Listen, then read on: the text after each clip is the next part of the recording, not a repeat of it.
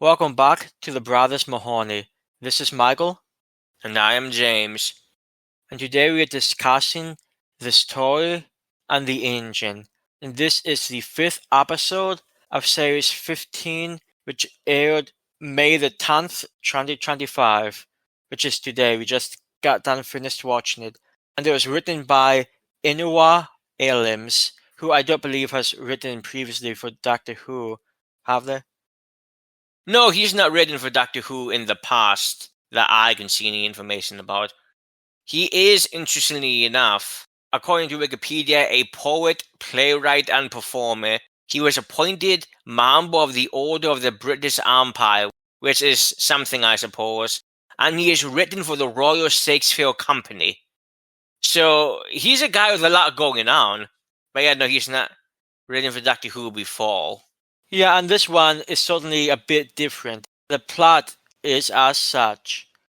When the Doctor and Belinda land in Lagos, Nigeria for another Vindicator reading, the Doctor goes to a barber shop to meet an old friend. There, he discovers a mysterious barber trapping the patrons, feeding an engine with those toys. And no matter how strange that plot sounds, the story and episode are strange. So. Yeah, words can only do so much to explain the oddity that is the story and the engine. And for this one, you can imagine we have Ncuti Gatwa as the Doctor, Varada Sethu as Belinda. We have a character who I'll just call the Barber, played by Ariyon Bakare, who apparently previously appeared in The Woman Who Lived. And I can't remember who they played, but to be honest, it probably doesn't matter because it's I believe, often called among one of the worst episodes of that season. Yeah, all my recollections of it aren't good. I'll phrase it that way. But I do believe I have technically only seen it once. Yeah, it's the same with me. And he also was involved in some Big Finish audio in the past, which is nice. We have a character I'll just call Abina, played by Michelle Asante. Another character, and this would be the friend referred to in the plot, we have Omo, played by Saul Remy. And lastly, though this is entirely, or as far as we know, entirely irrelevant to everything else going on, another small appearance of Mrs. Flood, played by Anita Dobson. Which would make her 8 for 8 for this season, assuming she appears in both parts of the reality worn Wish World. And it might be the other way, but either way, that's going to make her 8 for 8 or 7 for 7 if you were to count this as the same story. That's an impressive story. It would be very trolly if she didn't appear in the first part, though. Yeah, I was going to say if she did pop up in Wish World, that'd be sort of funny. It would be. In this, she only appeared in a quasi-flashback that I'm not sure the Doctor even noticed. There's not much to really say about Mrs. Flood for this one. It was really kind of just tacked down during a rather nice, actually, story about Belinda. But I'll just say that Michael and I discussed it a little bit after the episode. We really haven't talked about this at all, so we just finished this, 20 minutes ago, maybe? Yeah, thereabouts. So we haven't discussed this one at all. But we did mention, because we thought back, the Doctor himself has actually seen Mrs. Flood since at least that we've seen since the Church on Ruby Road. There have been no interactions between the two of them. Even if the Doctor had seen Mrs. Flood on the memory window, or the story window, of you like to call it, in the barber shop, I would say he might not even recognize her, but he apparently can recognize a woman from memories that he sort of even have. So who knows? I just thought it was an interesting thing to note that for as big as Mrs. Flood is presumably going to be in the season finale, there have been literally no encounters besides the time Mrs. Flood urged the Doctor to take Ruby as a companion. And aside from other times, Mrs. Flood traveled with the Doctor as Pei. I thought Mrs. Flood traveled with the Doctor as Sutak. Oh, I thought you were going to say Susan, which is what I was initially going to say, but it's a Warden. I swear I would hate it if she was Susan, but I truly have no clue what they're going to do with her, but I look forward to it. Yeah, and certainly this episode gave us no indication. All we know about her that's new is apparently she needs some pills and medication, so I hope she's okay. But that's what she says anyway. Prayers for Mrs. Flood. Hashtag. Stay healthy, fam. Yeah, so for this episode, the doctor, as a plot slash, goes to Lagos, Nigeria. And there's two reasons for this. One, it's apparently quite technologically evolved insofar as communications go, which is sort of a cop-out because the doctor wants to go there anyway. But I think he wants to, what did he do, sort of give the Vindicator his strongest signal, something like that? I believe that's what he said, yes. And you have to give this Vindicated thing credit. It does its job in about 3 seconds and then it's ready to go. Yeah, you're not wrong. And they land in, I think, 2019, so about, 6 years after where Belinda wants to be? So hey, they got close. They did indeed get close, yes. Maybe they should just move to the UK and just wait for 6 years. The doctor can apparently wait for one. You know what's funny is that they've slowly been getting closer. Well, I mean, I guess you could say that from 1950s Florida going to the planet of midnight, it's a bit of a difference there.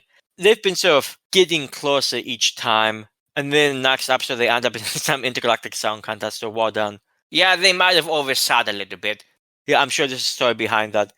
I am sure there is. But you're not wrong. They were in 2007 and then they got to 2019, so. So hey, they're almost there. And the other reason that the doctor wants to calm her is because there's a barber shop here in Lagos that he feels, I don't know, connected to. He admits to Belinda that once he regenerated and he was black, people started treating him differently. And I wonder if, on a side note, he realized that only after that in Babel, but that may be unfair. But at this barbershop, he was just treated as one of them, one of their own. And it feels like a safe place for him, just a place where he can sort of go, relax, and recharge. And Belinda says, you may not be human, but that's one of the most human things I've heard. So it's a nice little moment right there. Yeah, it's an extremely nice moment. It might actually be my favorite part of the episode. I haven't gone back to think about it, but I would be surprised if that turns out to be the case. And apparently the owner of the barbershop, the able-manted Omo, is someone who the doctor saved once as a child. We don't know which doctor. I assume it would be the Ncuti Gatwa doctor. It never really said. But he saved him once as a child, stopped a fire from consuming the village or the forest that the child lived in, and they became friendly with each other. Well, I suppose that's one word. And the doctor actually keeps coming back to this barbershop. Apparently, it's been a while since he's been to the barbershop in a quasi-sequential time. It's 2019. I suppose Omo hasn't seen him for a while. But nonetheless, the doctor likes to come back here and reach out. So I quite enjoy that.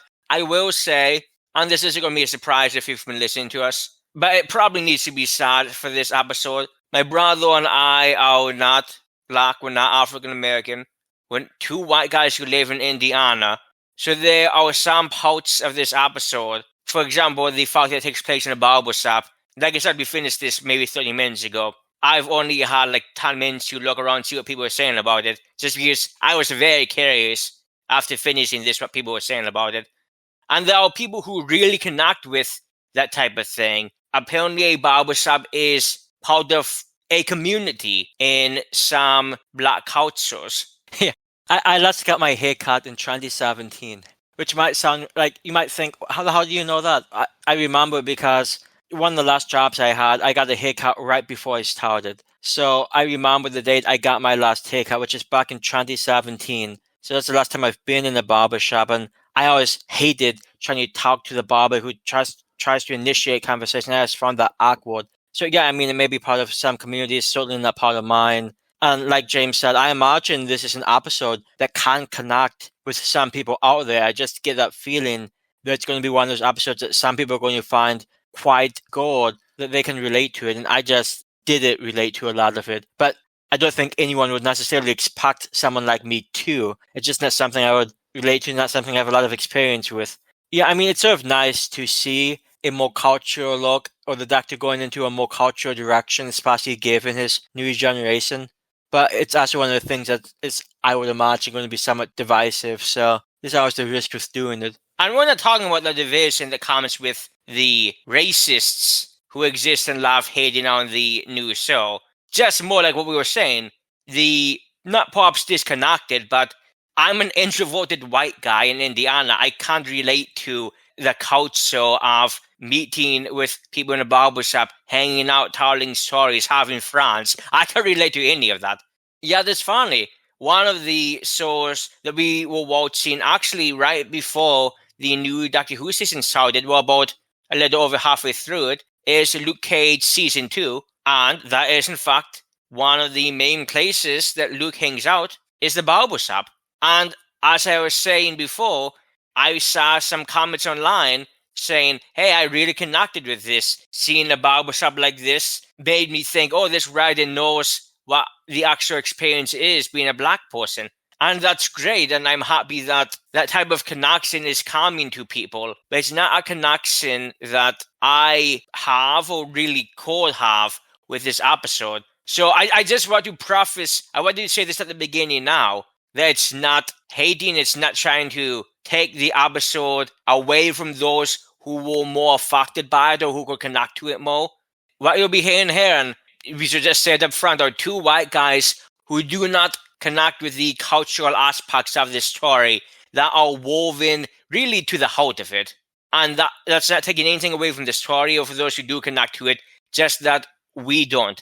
And if that type of discussion does interest you, I understand that. And I'm not, like I said, I don't want you to take this away from anybody who really felt connected to this. But personally, well, my brothers are treated, and I personally didn't either. And again, I wouldn't think anyone would actually expect people from our background to be able to relate to this. It should be a realistic expectation. So the fact that we didn't, should it come across as shocking or disappointing? It's just not our experience. And much like people who've had the experience hearing stories in barbershop, it just seems strange to me from the outset. But like James said, we're two introverted white guys from Indiana.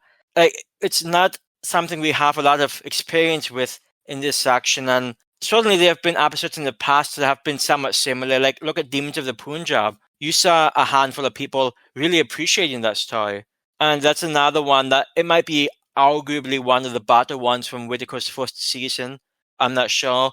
I just know I didn't much care for it. But you also see some people who share some cultural similarities with, I guess, the focus of that story who really appreciate it. So this type of thing has happened before, and it's not really a big deal.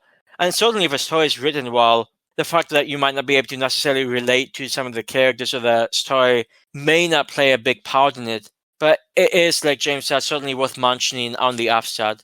I would argue that even if a story is written well, that all depends on the background you're looking at it from. This very well could be a well-written story for somebody who can more appreciate what it's going for. Just because we don't appreciate what it's going for and where it's coming from, or relate to it, I should say, doesn't mean it's not a well-written story.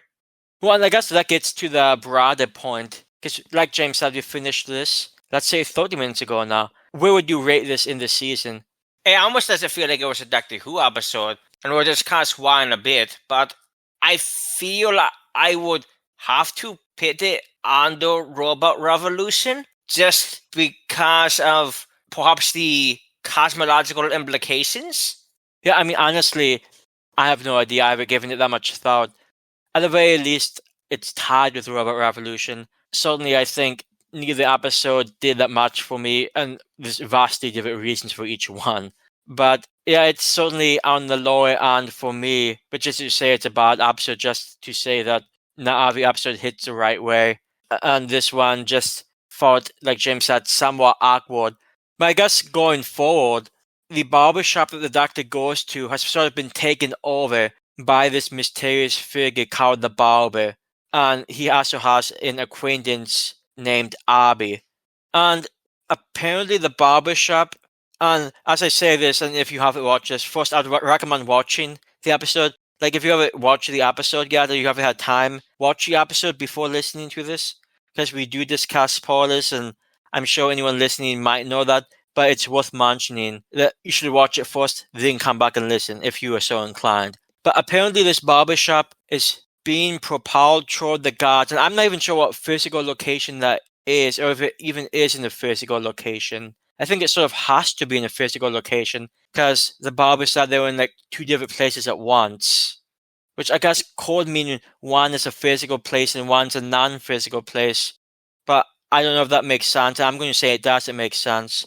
So they're being propelled toward the gods on the back of a giant spider thing through a nexus, and the Barber built the nexus, and apparently grew larger because of the amount of stories he put into it, and now it's sort of its own system, and you can travel through it somehow, and that's what the Barber's doing because he wants revenge on the gods. Now, the Barber tells the doctor, because of course the doctor's wondering, what the hell's going on. He's legitimately confused. He doesn't get what's going on, and I don't blame him. Like, the people in the barber shop, because there's like 3 or 4 people trapped there, they're not being particularly helpful. Like, they're not making this easy on the doctor. Like, they want to be saved. Like, they've been trapped there, we don't know how long. Let's say a day, let's say 16 years. It doesn't matter, we don't know. But they're trapped there, and they're honestly not being helpful. Like, I'm sorry if that sounds dickish, but they could have done a better job. So the doctor's confused, and he's not getting any help. He asks the barber who he is, and the barber claims that he has in the past taken many names. Anansi, Bistat, Saga, Dionysus, Loki, sort of gods of stories and tales. But the doctor immediately laughs this off. Like, he just breaks up laughing at him because the doctor knows most of these people. I can't link up what he did with what. With one of them, he watched a bunch of Marvel movies, so that's a nice Disney reference to the MCU movies. He actually name drops Endgame. So, I mean, it's sort of funny, sort of cringy. You can take your poison. And I forget what other examples did the doctor give? The pretty funny one, I think, with Dionysus, where they drank so much wine they literally caused a drought in Athens. Yeah. I mean, the point is the doctor knows these people, so this guy's claiming to have had those names in the past, but the doctor knows that's not who this is. It turns out the barber is actually the guy who sort of collected these tales and these toys and spread them amongst people. So sort of he gave the gods a pedestal. And the reason that the barber sort of wants revenge on these gods is because he did such a good job spreading these toys that apparently the gods don't really need him anymore. Like, those toys are already spread, and at this point, they're spreading themselves. He's not necessary. So he feels like he's been one cut out of the loop and, in a way, almost betrayed. Yeah, the World Wide Web, as he calls these tracks that they're traveling through, is now self-sufficient. It doesn't need him anymore. It just goes on without him. And this is one of my biggest issues with the story, that I have no idea at all how this connects with the universe as we really know it in the Doctor Who universe. You know what's funny? James mentioned that we have been watching Luke Cage Season 2, and we happen to be generally fans of the MCU. And it just hit me that this reminds me a lot of Thor, Love and Thunder. Like, it seems a lot more like that cosmology than it does like the Doctor Who cosmology as we know it. Yeah, and suddenly we have seen, especially recently, we have seen like gods, we've seen things like the Toymaker and Lux and the Maestro. So we've seen gods more recently, but I'm just saying it feels more like a Love and Thunder type thing. And I guess in that context, the Barber is sort of like Gore the God Destroyer, or whatever the hell that guy's name was. It was the beast Gore the God Butcher. There you go, Gore the God Butcher, which is, side note, hardcore monocle. Love it. He was, for the record, I can Best say... part of Love and Thunder. Well, I was about to say, I can say, if everybody had time, watch all the Gore the God Butcher scenes, mostly the best parts of the movie. In my opinion, you can really do without most of the rest. I still gave it like a 5 or a 6. But one, I'm generous. I have a kind heart. And I thought the ending scene with Jane was emotional enough. I liked that part. It worked for me. But yeah, no, the movie just wasn't it. And I know that's not exactly a shocking take. Oh, not the first people who have said that. But when it comes to Lux, Maestro, the Ratcan godly horde of Sutak and the Toymaker, I can jive with all of that. They've woven enough of it into the Doctor Who universe by this point that I can go where it's leading. It might not be my favorite storyline down the road, but it works for me in some ways, and I hope that they all tie together even better when it comes to the ending of this season, but I guess we'll see. But as Maggie was saying, it has to be a physical place they're traveling through, because the barbershop's literally on the back of this spider thing, crawling through the World Wide Web, whereas we saw the barber wants to get to the gods, so he can kill them for betraying him, which is all fine and good, but I don't know what that means. Is this a matter representation of stories themselves that somehow has taken physical form? Cosmology isn't exactly my favorite cup of tea, but it's one I can drink. Usually, the ending of it by Stephen King gets very cosmological, but I can work with it in the story that they present. It explains, or does it explain, as much as it needs to, where at least I enjoy the parts. And if you've read it, you know exactly the parts I'm talking about. If you haven't read it, go take a week of work and go read it. I think it's the best book Stephen King's ever written. But I don't understand how this fits in with the Doctor Who universe. I just don't. And maybe I'm not supposed to. Maybe it's all metaphysical. But either way, And maybe it's metaphorical gods who don't really exist, so they're not really going anywhere, and it's all just a joke. Which is sort of a joke, but it's sort of not, because it doesn't make sense, bro.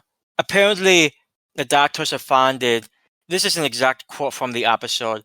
The doctor sort of, I don't know if outrage is too strong, but he's not happy that the Barber wants to destroy the gods. To quote the doctor, humans are tied to the gods. Destroying them would harm the very essence of humanity. Now, I know that the doctor's talking about this through a storyline, like the sharing of tales brings humans together, but gods didn't do that, people did. Like, they could share stories about cake, they don't need to share stories about gods. Like, you could destroy the gods and people could still tell stories about them, and that's the only reason that the gods are quote-unquote gods, is because stories are being told about them, which means they aren't gods as I would recognize to the world. That's not how I would define a god. So maybe that's the problem. My definitions of gods are just different than the definition they're using here. I think it has to be that.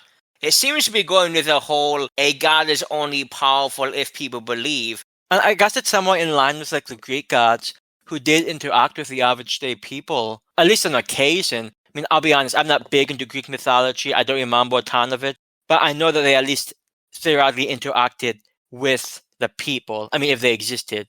If they're going into it from that framework, then could these gods just interact with the people and help share stories themselves? I honestly just don't get it.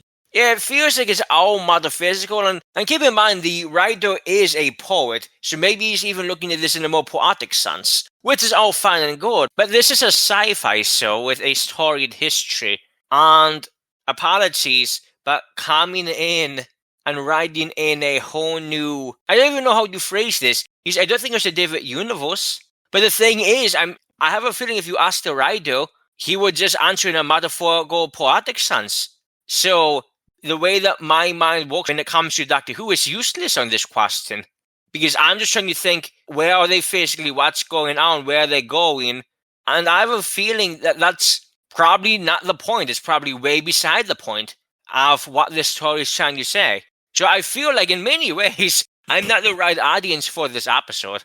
Yeah, I feel much the same way. Yeah, the Barber is trying to get to the gods to, I think it was referred to, even overtake the throne, which I don't know what that looks like. Don't ask me, it may not mean anything. So that's why he's doing it. Like we said, he has an acquaintance named Abby, and the Doctor seems to actually recognize Abby, though he can't quite place it.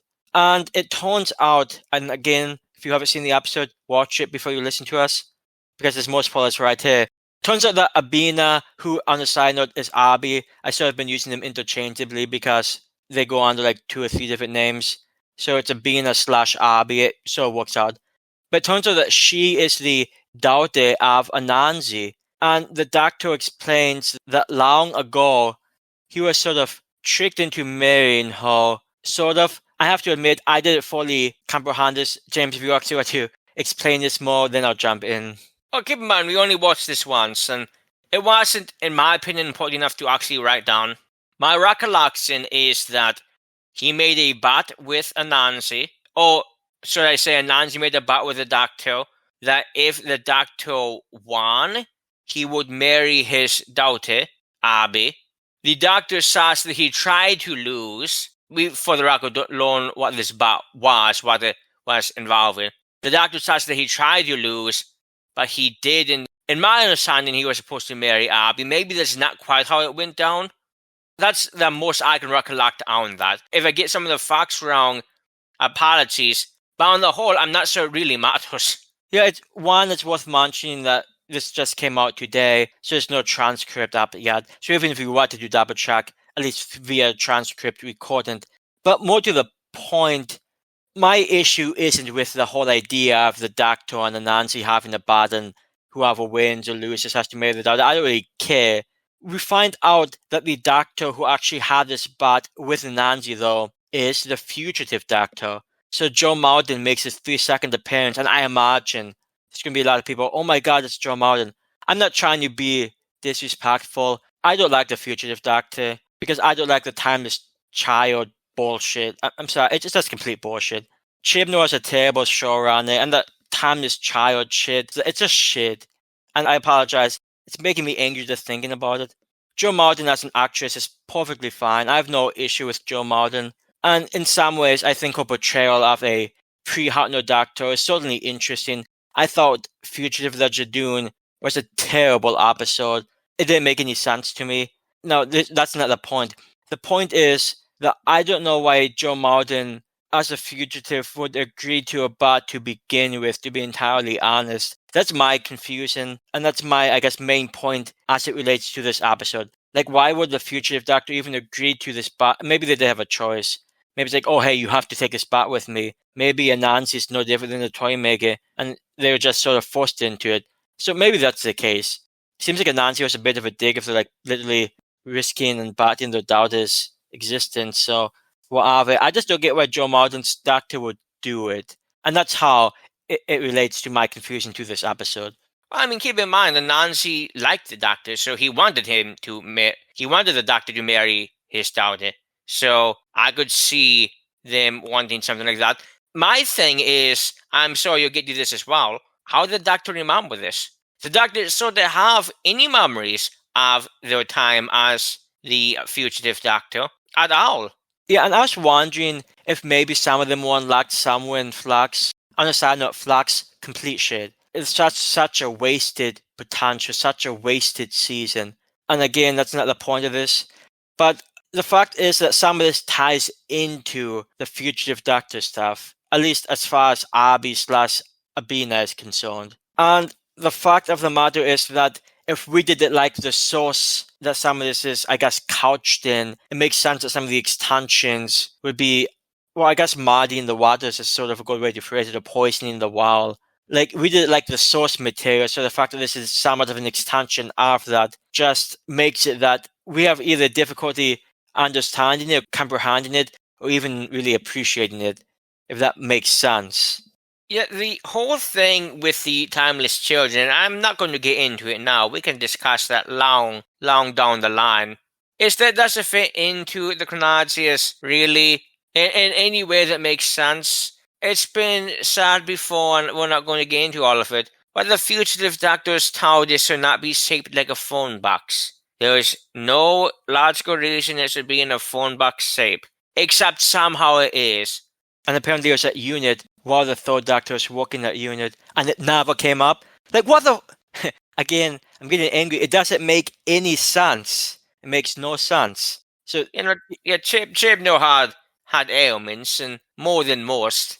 Like, I appreciate that, and I suppose in some aspects, I appreciate that Russell T Davies isn't just forgetting the era, but there's also very little you can do to rehabilitate it when, at its very base, the ideas don't make sense. Abomination. You can't rehabilitate a nonsensical story unless you are the best fan wanker in existence, and even then you might not be able to do it.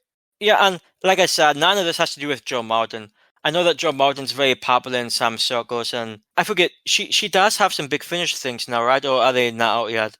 I'm pretty sure she has at least one box set out, if I'm not mistaken. And if she does, we'll have a picture up right now. I mean, honestly, I don't know why she even came back. I assume they paid her, but I don't really know why besides that she would come back for at best, 30-second cameo. It had to be like 10 seconds at the most. It was not very long. Yeah, either way, she didn't get to say a lot, then she was gone. And the only thing I can figure is it's because she was one of the original Black Doctors, in a way. and this is a kind of black-centric episode. I'm not saying that in a critical way, but that's the only reason I can think that they would bring her into this. Because again, the Doctor shouldn't have any memories he had while he was the fugitive Doctor, as he's often called. Yeah, and I guess it's possible that maybe seeing Abina open some of those memories, but it doesn't really make sense, and that's just me trying to find a way for it to make sense. Certainly, it didn't indicate that in the episode, and I'm not going to try to defend anything related to the fugitive Doctor because I don't care for it. It doesn't make sense, and I'm not going to pretend it does. No matter how popular Joe Martin is, for the last time, it's not Joe Martin's fault. It just doesn't make sense. I've never particularly been a big fan of Joe Martin's, I guess, inclusion with the material she was given. I'm very meh on basically all of it. Like, the story is complete garbage. Joe Martin, as a Doctor herself, she's okay, I guess, but when you connect it to the story, when you connect it to the lore, issues come up, and issues come up no matter what. I know there are comic stories that she features in. I know that she has the Big Finish stuff, I think. But at the end of the day, I'm not sure how it fits. And I'm not sure a competent answer exists. But at the end of the day, like, it exists and people are going to use it as a background for those stories. But as you're saying, when the base itself is unsteady, whenever we see a story with Joe Martin's Doctor in it, we're going to have to bring up the fact that it makes no logical sense. Unless we look at the story as a thing on its own, and I don't do that. And nor should you do it. This is literally a says. How no? And speaking of which, we did actually see a lot of the previous Doctors. We saw clips of William Hartnell, Patrick Troughton, and so on and so forth. 5th Doctor, 6th Doctor. We even saw Torlo for a bit. So nice to see Torlo for like a split second. Honestly, this is one of the few times that type of thing didn't work for me, because I'm not sure how the Doctor connected himself psychically with the... Well, he did look straight. He did look straight into the light, I suppose. For the type of like metaphysical thing they're going for, I suppose that's probably enough. Yeah, and we're talking about toward the end of the episode. He sort of, what was it called, the story engine? Sort of like the engine that's driving the spider, or is it driving the barbershop? I don't know if it makes a difference. I mean, the barbershop was on top of the spider, so... So let's just say it comes to the same. It's just like engine thing of, I guess, Avi's story, either that exists or that the Barber collected, and the story sort of propel, it sort of gives energy to the engine, which then allows the spider to travel through the nexus to wherever they're going. So the Doctor sort of looked straight into the light, somewhat similar actually to how that one Slytherin woman looked into the light of the TARDIS. So he looked straight into it, so I imagine that's how the Mando connection formed. And that's the reason that we see these previous Doctors. I suppose. I'm just trying to be Mickey. Yeah, I did appreciate seeing Christopher Eccleston too, which it happened to be doing this one day everybody lives speech from Dr. Dantes, which is always one of my favorite Eccleston moments. So that was nice. So yeah, I wasn't wild on the finale. I mean, the Doctor was able to, of course, save the day. Oh, we didn't even mention that Belinda made it to the barbershop. She didn't initially go with him. She was just hanging out in the TARDIS. I'll be honest, it doesn't really matter. This wasn't Belinda's toy. She did not have much to do with it. Like James said, the Doctor did tell a story about Belinda. It must have been a story that Belinda told him, because the Doctor's telling us as though he was involved in it when it had nothing to do with the Doctor. Just a memory that Belinda had about a patient that she once saved. It's a nice story, and like we said, it did give the one brief appearance of Mrs. Flood, so kudos to that. But this wasn't a story that Belinda had a lot to do with. It's more to do with the Doctor's experiences, not Belinda. So Belinda was in the barber shop, but does it really matter? And she gets saved, and everyone in the barber shop who's sort of trapped there by the barber gets saved. The Doctor is able to, I guess, try to convince the barber to not let hate take him over, which is fine. To be fair, Belinda does the same thing with Abina/Abby, because Abby didn't really know about the barber's plans, but she did it particularly like her father. Apparently, there's good reason for that. So I think what's Belinda say, that hurt people, sort of there's nothing wrong with it, but phrases like that just sort of rub me the wrong way. Like simplifications like that, I don't know. Yeah, generalizations. At the end of the day, I guess she's not saying that every person who's hurts people, it's not only people who have been hurt that hurt people. Seems like, I don't know, a bumper sticker or something. It just doesn't do anything for me. But the point is that she does convince Abby to sort of help the Doctor. The Doctor, in turn, helps the Barber. It's all nice. Honestly, I did have a problem with that. It's not too often that we see like an antagonist at the end of an episode shake hands with the Doctor. It's not. I'll say that it's nice. See, and it's funny. I'll take the opposite route. So they've been doing this plan for how many years? At the flip of a coin, Abby is just convinced, oh, okay, this guy's been lying to me. I should now make him up in the Doctor's hair, which actually, for that part, I liked also. That story about how slave women used to communicate messages and maps to freedom in their hair back in older times.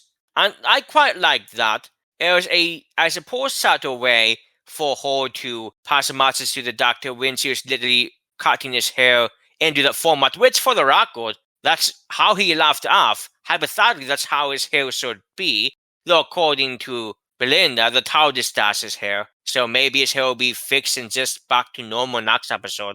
Yeah, I don't know, it just didn't work for me. Like, oh, after all this time, this guy who did all this work for the gods and who wanted revenge on the gods is just convinced by the Doctor, oh, okay, I'll stop. It's actually, funnily enough, again, much the same as Love and Thunder, where, spoilers if you haven't seen it, but Gore the God Butcher, with a guy with one of the most beast names in history, decides at the end, oh, okay, I should have stopped the gods, I should just save the life of my child. It's worth mentioning, not to cut into James, Gore the God Butcher, he was a quote-unquote villain, but if you saw the beginning of the movie, he had every right to at least kill that god. I can't imagine someone saying, oh, you should have killed that god.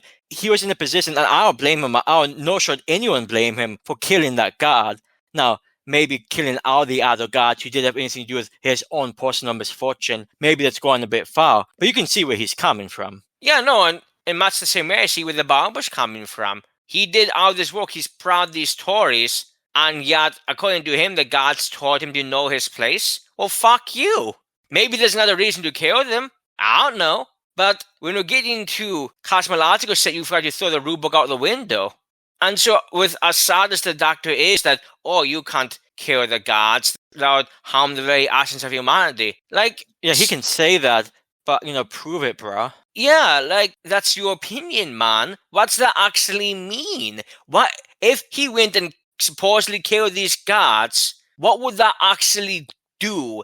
I feel much the same way as I felt during the Davos Code. Like, okay, music doesn't exist. And it's, again, this very, in some ways, esoteric view of the meaning of music, the meaning of stories. But it's a view I don't really...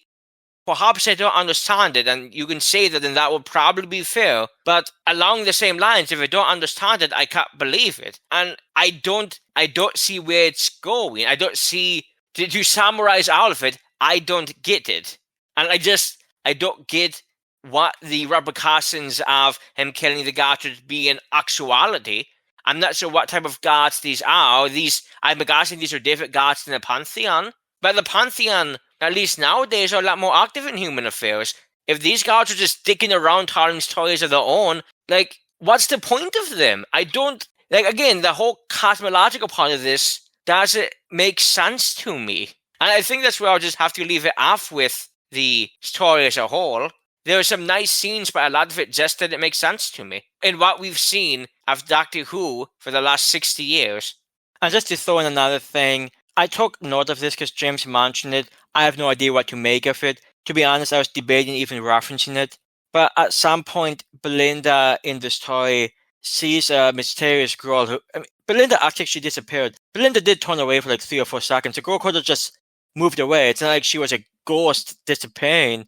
There's like literally no reason that she necessarily had to think that. But that seems to be what she was going towards. No idea why. Maybe Belinda believes in ghosts or whatever. I don't know. Apparently, in the credits, the girl is credited as Poppy, which is the same name / same actress as one of the babies from Space Babies. And I don't know if that means anything, because Space Babies had literally nothing to do with Belinda. I don't know why this person would be a appearing in front of Belinda. I don't know if it's just like a little wink. Oh, hey, the same actress is. Hey, I don't know. I just again like I debated even throwing this in my notes because I don't know what to make of it. I have noticed maybe Belinda's like the son of one of the space babies from the future. I don't know. I just didn't get it. I don't know why I was there. I'm assuming it has to be explained in the next 3 episodes. Otherwise, there's literally no reason for it. I'll say this: if it's not explained, that's even another reason to not feel this episode. I have to say, I said this hilarious theory, and I didn't read all of it, so I'm not attacking the veracity of the theory. Just on the face of it, it seemed hilarious. That everything has been connected, and this was on Reddit, the Doctor Who subreddit, that everything has been connected since the start of the Ncuti Gatwa era, well, obviously, that the babies from Space Babies in some way go off to be the residents of Fine Time, and that the governor, the Mrs. Flood, using the governor name that she had in Lucky Day, is the leader of the planet as opposed to the home world where the people from Fine Time came from, and is trying to get revenge on the Doctor for something related to Fine Time. Now, again, I didn't read all the specifics and probably bastardizing a lot of that, but I thought that would be hilarious if there's some type of connection. And what I would say to this is the only reason I think it's important to Manson, or perhaps important, or maybe important, is because Belinda says to the Doctor, she explains what happened, or she says this little girl, and the Doctor said, oh, well, maybe the story is just leaked out. And that would, of course, be a story of the Doctor. The whole Space Babies thing did happen, unfortunately. And the pops are just leaked out of the Barber shop. And that's our final goal. Maybe it's just that. I don't think that's enough to bring an actress back and presumably have to pay for an appearance. Yeah, I guess more to the point. I guess the thing I just thought of, maybe, what's the guy's name? Omo? Maybe Omo was told the story of Space Babies by the Doctor, like he told them all of his adventure, and that's how the story leaked out. But it's not like the Doctor himself. Well, I guess my point is Belinda saw this kid before the Doctor made connection with the story engine. So the only reason that she would have, if it's like the story leaking out, is because the Doctor told the story at the barbershop before. My point is that so it has nothing to do with the Doctor linking with the machine. That's not the story, quote unquote, leaking out. It has to be, I guess, a story from before the event. So I don't know. It's just worth trying to pay into some type of more comprehensive time view. I mean, that's why I always thought anyway. But the real point of it, though, is that it was brought up by Owl. Like, so she's confused about it. But Not as confused as we are.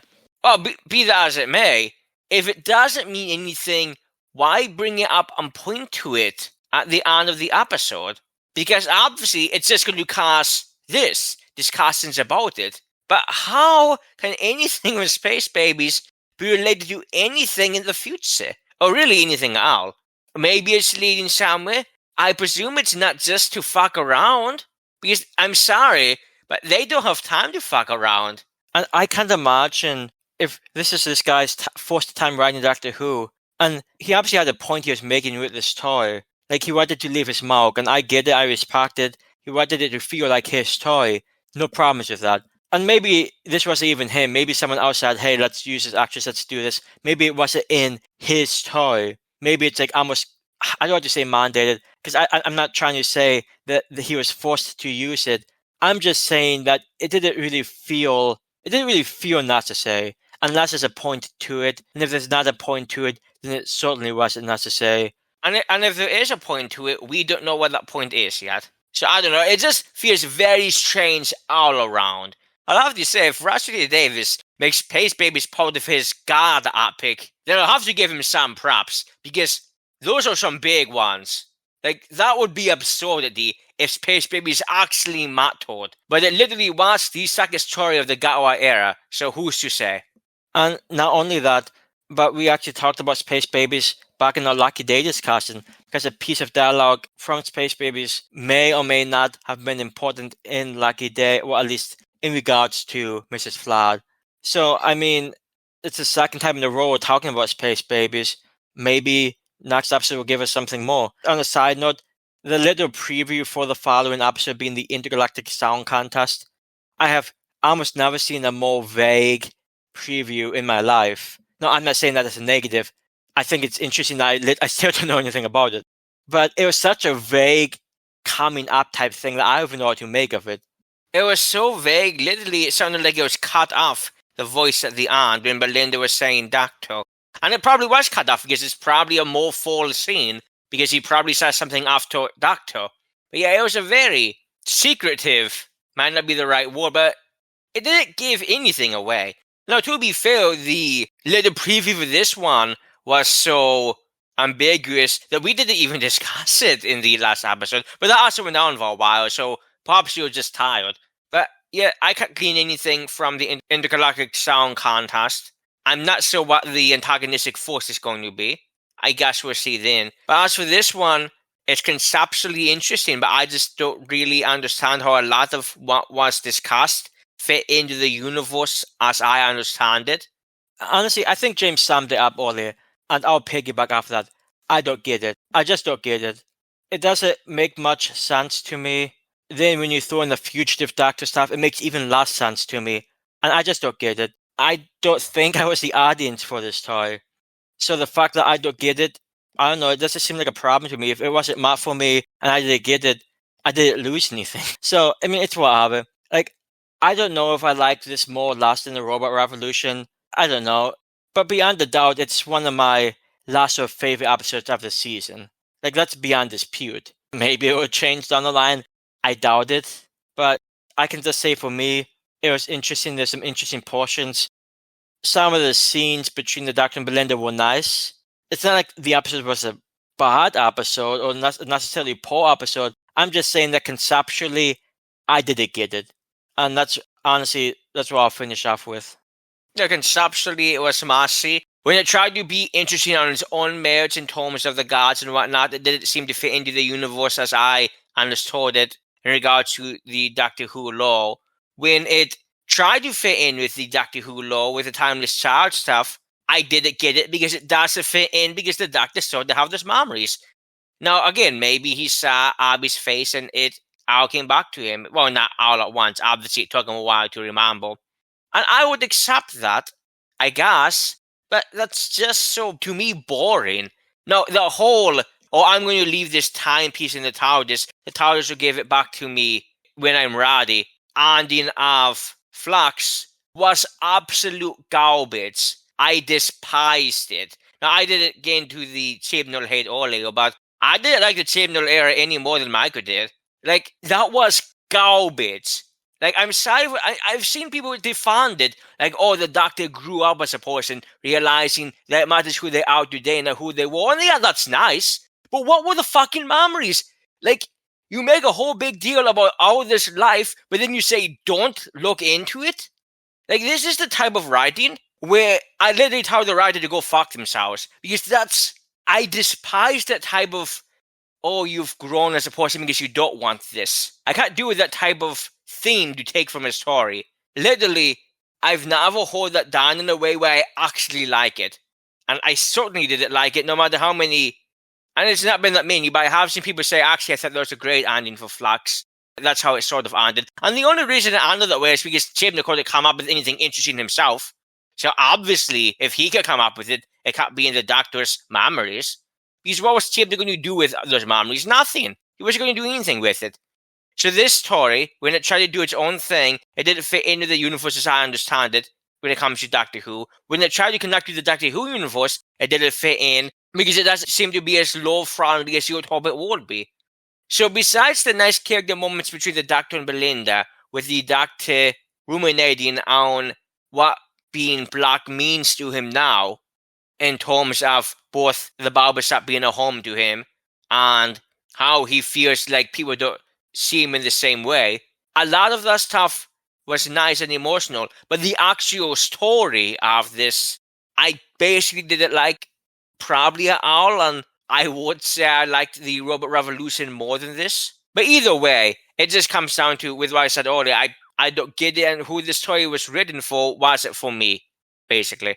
Yeah, and I'll just say, that's just our take. Like James said at the beginning, we had two white guys from Indiana. So take that as you will. I do think this story is written for us, which is fine. Certainly other people will enjoy it. And, that's fine. People enjoy what they enjoy. I don't even think it's a choice. If you like something, you like something. And there you go. We did it like this, and that's fine. I think Lucky Day is by far a better episode, even with the potential Mardine message it might have. And there's been a lot of discourse over that. But I think Lucky Day was a far, far more superior episode to this one. And that might offend people. It might, I don't know, anger people. But first of all, if you're angry about opinions, I just think that there's so much. I don't want to say people take it too seriously, but on Doctor Who Twitter, like, calm the fuck down. Like, as a community, I don't get why everyone's yelling at each other. It's not wrong to have an opinion. When I say Chibnall's era was complete trash, why are you angry at me? Because you don't share the opinion? I just don't get why we can't have, like, adult conversations. And I don't really want to get into that type of thing.